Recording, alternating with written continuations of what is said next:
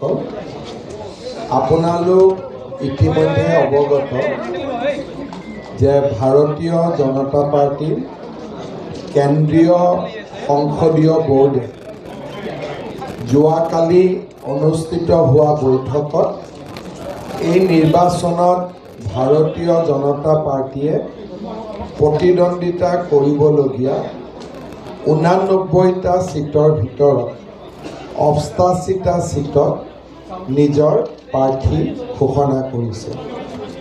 চিচিৰ বৰগাঁও সমষ্টিত প্ৰাৰ্থী অহা 2 দিনৰ ভিতৰতে ঘোষণা কৰা হ'ব। আমি 99.9% প্ৰাৰ্থীৰ তালিকা একেখন লিষ্টতে আমি ঘোষণা কৰিছোঁ আৰু আপোনালোকে লিষ্টত এইবাৰ দেখিছে যে যুৱ প্ৰজন্মক আমি অগ্ৰাধিকাৰ দিছোঁ। আগতকৈ মহিলাই বেছিকৈ টিকট পাইছে। Schedule tribe, schedule caste, OBC, Koch ৰাজবংশীৰ পৰা আৰম্ভ কৰি নাথ জনগোষ্ঠীলৈ আমি যিমান দূৰ সম্ভৱ হয় প্ৰতিটো জনগোষ্ঠীকে ভাৰতীয় জনতা পাৰ্টিৰ প্ৰাৰ্থীৰ তালিকাত প্ৰতিনিধিত্ব দিবলৈ প্ৰয়াস আৰু প্ৰচেষ্টা কৰিছিলোঁ। আজি আমাৰ তালিকা প্ৰকাশ হয় আৰু প্ৰকাশ হোৱাৰ পিছত আমাৰ যি প্ৰাৰম্ভিক যিটো বাতৰি বা প্ৰাৰম্ভিক যিটো খবৰ, আমাৰ কাৰ্যকৰ্তাসকল এই তালিকাখনক লৈ যথেষ্ট উৎসাহী। আমি সকলোৰে পৰা ইতিবাচক বাৰ্তা পাইছোঁ আৰু মই বিশ্বাস কৰোঁ যে এই তালিকাখনক সাৰথি কৰি ভাৰতীয় জনতা পাৰ্টিয়ে এইবাৰ নিৰ্বাচনত যথেষ্ট সুন্দৰ ফলাফল দেখুৱাবলৈ সক্ষম হ'ব। সমান্তৰালভাৱে অসম গণ পৰিষদ দলত আমি 26খন আসন এৰি দিছিলোঁ। ৰাতিপুৱা গণ পৰিষদ দলৰ সভাপতি আৰু কাৰ্যকৰী সভাপতিৰ লগত মোৰ এখন বৈঠক হৈছিল। সেই তালিকা ঘোষণা কৰাৰ পথত আগবাঢ়িছে। মই আশা কৰোঁ বড়োলেণ্ড পিপলছ ফ্ৰণ্টেও নিজৰ প্ৰাৰ্থী তালিকা অনতিপলমে ঘোষণা কৰিব। ৰাভা যৌথ সংগ্ৰাম সমিতিৰ সভাপতি টংকেশ্বৰ ৰাভা ডাঙৰীয়া আমাৰ ভাৰতীয় জনতা পাৰ্টিৰ চিনত তেওঁ নিৰ্বাচন প্ৰতিদ্বন্দ্বিতা কৰিব আৰু সেইকাৰণে বিজেপিৰ তালিকাত তেখেতৰ নাম সন্নিৱিষ্ট কৰা হৈছে। অহাকালি আমাৰ বহু প্ৰাৰ্থীয়ে মনোনয়ন পত্ৰ দাখিল কৰিব। ৰাজ্যিক সভাপতি দিলীপ শইকীয়া ডাঙৰীয়াই যি A আৰু B ফৰ্ম বুলি কয় তাক আমাৰ প্ৰাৰ্থীসকলক আজিৰ ভিতৰতে প্ৰদান কৰিব আৰু আমাৰ মেক্সিমাম কেণ্ডিডেটে 20 আৰু 23 তাৰিখে মনোনয়ন পত্ৰ প্ৰদান কৰিব। অহাকালি দিনৰ 12:30 বজাত মই মোৰ মনোনয়ন পত্ৰ 37 নম্বৰ জালুকবাৰী বিধানসভা সমষ্টিৰ পৰা প্ৰদান কৰিম আৰু আমাৰ বহুকেইজন প্ৰাৰ্থীয়ে অহাকালিয়েই তেওঁলোকে নিজৰ নিজৰ মনোনয়ন পত্ৰ দাখিল কৰিব। মই ভাৰতীয় জনতা পাৰ্টি আৰু আমাৰ মিত্ৰ দল বিশেষকৈ অসম গণ পৰিষদ আৰু বড়োলেণ্ড পিপলছ ফ্ৰণ্টক বহুত শুভকামনা জনাইছোঁ। আমি তিনিওটা দলে একেলগে নিৰ্বাচন খেলি আমি ঐতিহাসিক বিজয় লাভ কৰিবলৈ সক্ষম হ'ম। তাৰ বাবে মই আগতীয়াকৈ সকলোকে শুভেচ্ছা জনাইছোঁ। নিৰ্বাচনৰ পৰা অলপ ফালৰি কাটি মই জুবিন গাৰ্গৰ বিষয়লৈ আহিব খুজিছোঁ। আজি ৰাতিপুৱা সন্মানীয় মুখ্য ন্যায়াধীশ ন্যায়মূৰ্তি আশুতোষ কুমাৰ ডাঙৰীয়াই মোক এখন পত্ৰ লিখি আমাৰ এই গোটেই যিটো সকলোৰে এটা ইচ্ছা আছিলে যে ফাষ্ট ট্ৰেক কোৰ্টত জুবিন গাৰ্গৰ হত্যাৰ বিচাৰ হওক। তেখেতে আমাৰ বাক্সা জিলাৰ ডিষ্ট্ৰিক্ট আৰু ছেশ্যন জাজ শ্ৰীমতী শৰ্মিলা ভূঞাক এখন এক্সক্লুচিভ ফাষ্ট ট্ৰেক কোৰ্ট, যাৰ কেৱল মাত্ৰ কাম জুবিন গাৰ্গৰ হত্যাৰ শুনানি লোৱাই হ'ব, আন কোনো কাম এই আদালতখনে নকৰে, তাক আজি ৰাতিপুৱা তেখেতে মোক জনাইছে। চিঠিখন 16 মাৰ্চৰ দিনৰ, কিন্তু মই আজি ৰাতিপুৱা পাইছোঁ। আৰু তেখেতে আমাক জনাইছে যে চৰকাৰে যাতে বিচাৰ ন্যায়াধীশগৰাকীক যিখিনি সুবিধা লাগে সেইখিনি তেওঁলোকে প্ৰদান কৰে। আনহাতে যেতিয়ালৈকে এই ফাষ্ট ট্ৰেক কোৰ্টখন কাৰ্যক্ষম নহয় তেতিয়ালৈকে গুৱাহাটী উচ্চ ন্যায়ালয়ে নিৰ্দেশ দিছে যে বৰ্তমানৰ যিখন এডিশ্যনেল ডিষ্ট্ৰিক্ট এণ্ড ছেশ্যন জাজ নাম্বাৰ 3, যাৰ আদালতত গোটেই গোচৰটো বিচাৰাধীন হৈ আছে, সেই আদালতখনেও যাতে ফাষ্ট ট্ৰেক কোৰ্টৰ আৰ্হিত প্ৰতিদিনেই জুবিন গাৰ্গৰ হত্যাকাণ্ডৰ শুনানি গ্ৰহণ কৰে। অৰ্থাৎ বৰ্তমানৰ কোৰ্টখনেও প্ৰতিদিনে শুনানি ল'ব আৰু জাষ্টিছ শৰ্মিষ্ঠা ভূঞা তেখেতে আহি পোৱাৰ লগে লগে বাক্সাৰ পৰা তেখেতে ফাষ্ট ট্ৰেক কোৰ্টখনৰ দায়িত্ব ল'ব। জুবিন গাৰ্গক ন্যায় প্ৰদান কৰাৰ ক্ষেত্ৰত আমাৰ চৰকাৰৰ অনুৰোধ ক্ৰমে গুৱাহাটী উচ্চ ন্যায়ালয়ে এই সিদ্ধান্ত গ্ৰহণ কৰাৰ বাবে গুৱাহাটী উচ্চ ন্যায়ালয়ৰ মুখ্য ন্যায়াধীশ ন্যায়মূৰ্তি আশুতোষ কুমাৰ ডাঙৰীয়াক মই ধন্যবাদ আৰু কৃতজ্ঞতা জনাইছোঁ। অহা 23 তাৰিখে নিৰ্বাচনৰ দিন বা মনোনয়নৰ দিন শেষ হৈ যোৱাৰ লগে লগে 24 তাৰিখৰ পৰাই আমি আমাৰ প্ৰচাৰ অভিযান আৰম্ভ কৰিম।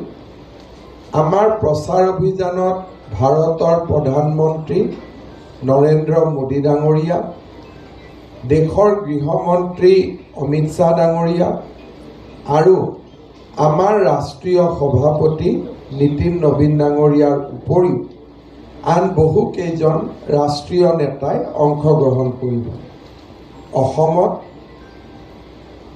কেন্দ্ৰীয় মন্ত্ৰী সৰ্বানন্দ সোণোৱাল ডাঙৰীয়া, ৰাজ্যিক সভাপতি দিলীপ শইকীয়া ডাঙৰীয়া, আমাৰ কেন্দ্ৰীয় মন্ত্ৰী পবিত্ৰ মাৰ্ঘেৰিটা ডাঙৰীয়া, আমাৰ মেনেজমেণ্ট কমিটিৰ আহ্বায়ক প্ৰদান বৰুৱা ডাঙৰীয়াকে আদি কৰি আমাৰ ৰাজ্যিক নেতৃত্বই নিৰ্বাচনী প্ৰচাৰ অভিযানত ভাগ ল'ব। মই বিশ্বাস কৰোঁ যে অসমৰ ৰাইজে এই নিৰ্বাচনত আমাক হিয়া উজাৰি আশীৰ্বাদ দিব, আমি যাতে ৰাজ্যখনক বিকাশৰ আন এক নতুন দিগন্তলৈ লৈ যাব পাৰোঁ। মই এইখিনি বক্তব্যৰে দিলীপ শইকীয়া ডাঙৰীয়াই মোক আজি দলীয় মনোনয়ন পত্ৰ প্ৰদান কৰিছে, তেখেতক ধন্যবাদ জনাই মই সামৰণি মাৰিছোঁ। আপোনালোকৰ যদি কিবা সুধিবলগীয়া আছে নিশ্চিতভাৱে আপোনালোকে সুধি। Because of delimitation many MLA has lost their earlier constituency. If you go to Bihali, now we have not dropped Diganta Ghatwa, but because the seat has become scheduled caste, so he cannot contest. So we have not dropped our MLA, but because of constitutional requirement, we have not able to fill them many MLA this time. So many youth candidates have been given present this time. Yes, this time if you see Himanshu Shekhar Boisya, Pavitra Rabha, Dhiraj Gwala, Dr. Milan Das, Rishiraj Hazarika, Rupali Lanthasa. So lots of youth from BJP organization, those who are working in the grassroots organization, they have been given tickets, and this is very good for the party because every time we are able to promote youth or young blood in our assembly. Representation is very less. Huh? In a candidate's list, women representation is very less. Last time we have 2 MLA, Nandita Garlusa and Ajanta Nayak. I think this time we will be able to go to the 6. But in any way, 2029, women will get statutory representation of 33%. এইবাৰ প্ৰকাশিত তালিকা আমাৰ যুৱ প্ৰজন্মক আমি বিশেষভাৱে অগ্ৰাধিকাৰ দিছোঁ। পশ্চিম গোৱালপাৰা সমষ্টিত আমাৰ যুৱ নেতা পবিত্ৰ ৰাভা, বকুত হিমাংশু শেখৰ বৈশ্য, পলাশবাৰীত আমাৰ ৰঙানদীত ঋষিৰাজ হাজৰিকা, হাইলাকান্দিত ডক্টৰ মিলন দাস, হাফলঙত শ্ৰীমতী ৰূপালী লাংথাচা আৰু আমাৰ বিহালীত মুনীন্দ্ৰ দাস, আমি আৰু তিতাবৰত ধীৰাজ গোৱালা, বকুত ৰাজু মেছ, বহু কেইজন এইবাৰ প্ৰথমবাৰৰ বাবে এটা তামোলপুৰত ভিক্টৰ দাস গোৰেশ্বৰ, বহু কেইজন যুৱ নেতাই এইবাৰ প্ৰাৰ্থিত্ব লাভ কৰিছে। মই আপোনালোকক বহুদিনৰ পৰা কৈ আছিলোঁ যে যুৱ প্ৰজন্মক আমি অগ্ৰাধিকাৰ দিম আৰু তেওঁলোকে আজি আমাৰ টিকেট ডিষ্ট্ৰিবিউশ্যনত অগ্ৰাধিকাৰ লাভ কৰিবলৈ সক্ষম হৈছে।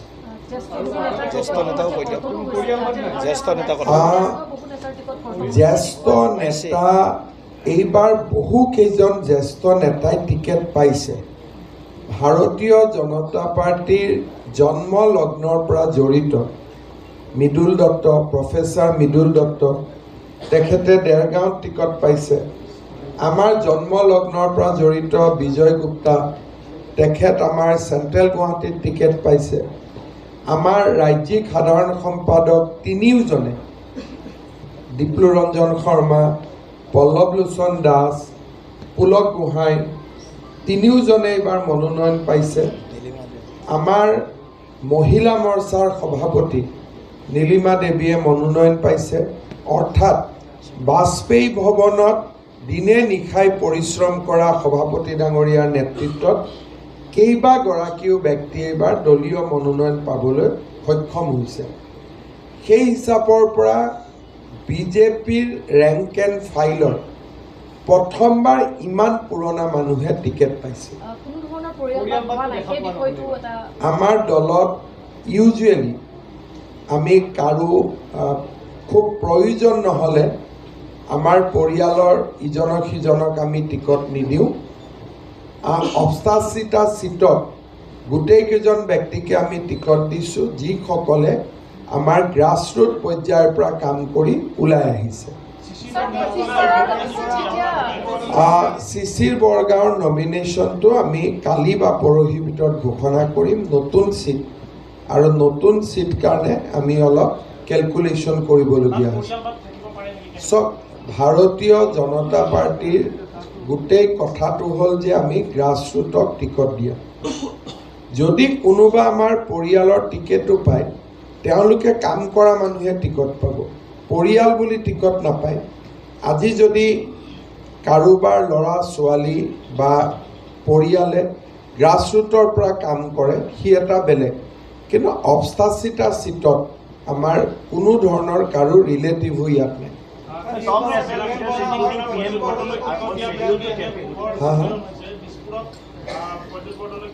প্ৰদ্যুৎ বৰদলৈ যথেষ্ট ত্যাগ কৰি বিজেপিত আহিছে। তেওঁ বিজেপিত কিবা এটা পাব অহা নাই।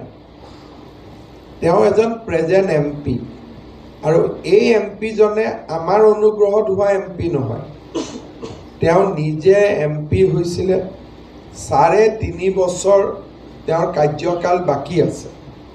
মই নাভাবোঁ বিজেপিয়ে তেওঁক কিবা এটা দিছে বুলি, বৰঞ্চ বিজেপিত আহি তেওঁ পাই থকা বস্তু এটা ত্যাগ কৰিছে।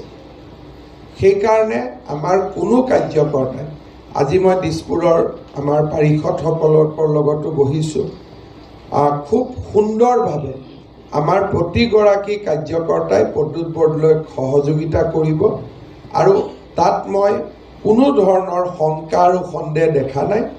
দিছপুৰৰ আটাইকেইজন কাউন্সিলৰ 4টা বজাত মোক ঘৰত লগ কৰিব আহিব আৰু তেওঁলোক যথেষ্ট হেপী যে দলৰ স্বাৰ্থত তেওঁলোকে কাম কৰিব পাব কাৰণ প্ৰদ্যুৎ বৰদলৈক আমি দলৰ স্বাৰ্থত টিকট দিছোঁ আৰু দলৰ হৈ তেওঁলোকে এটা দায়িত্বপূৰ্ণ কাম কৰিব পাৰিব গতিকে আমাৰ বিজেপিত কোনেও নৰেন্দ্ৰ মোদী ডাঙৰীয়াই লোৱা সিদ্ধান্তক প্ৰত্যাহ্বান নজনায়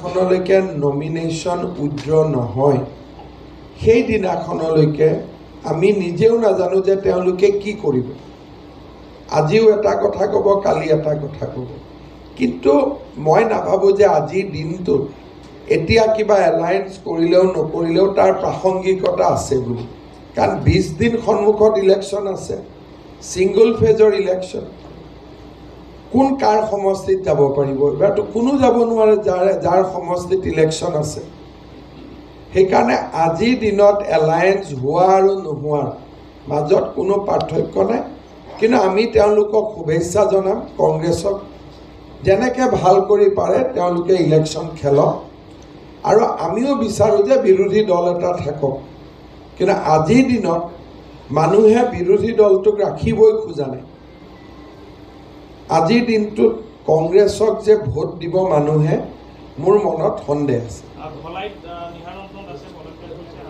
ধলাইত অমীয় কান্তি দাস আমাৰ ৰাষ্ট্ৰীয় স্বয়ংসেৱক সংঘৰ লগত জড়িত আছিলে ABVPৰ পৰা উঠা আৰু তেওঁ আমাৰ ৰেংক এণ্ড ফাইলত যোৱাবাৰে অমীয় কান্তি দাসে টিকেট পাব লাগিছিল কিবা এটা বিশেষ কাৰণত আমি নিহাৰ দাসক টিকট দিলোঁ টিকেটটো কিন্তু প্ৰাপ্য আছিল অমীয় কান্তি দাসৰ সেইকাৰণে এইবাৰ আমি অমীয় কান্তি দাসক টিকট দিছোঁ Congress के दो प्रभावशाली Karbi Anglong and Anchi Hills. They're not